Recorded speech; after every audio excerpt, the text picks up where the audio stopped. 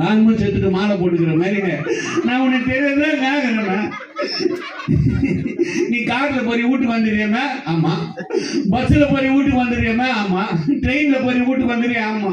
கூட்டுல போறேன்னா கூட்டுரு எங்க இருக்குது? கூட்டுற பைக்ல போறேன்னா நான் வந்துருக்கேன். ஏன் இதெல்லாம்?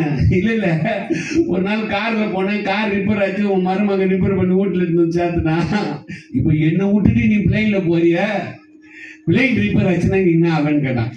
நான் சொன்ன, அடி லூசு, பிளைன் ரிப்பேர் ஆச்சுன்னா நீ கீழே தாலி எடுத்துருவ, எனக்கு தங்கு ஊத்துவாங்க. நீங்க அசிங்கமா பேசுற பாருங்க. விசுவாசமா பிளைட்ல போயிட்டு வந்தேன், விசுவாசமா தமிழ்நாட்டுக்கு வந்தேன். அதே போலதான் அருமையான மகன் இந்த பாருங்க, இந்த பாண்டவரை விட்டு, இந்த வாலிபரை விட்டு, இந்த குடும்பத்தை விட்டு விசுவாசமா போயிருக்கிறான். ஆனா இயேசு வரும்போது விசுவாசமா வருவான்.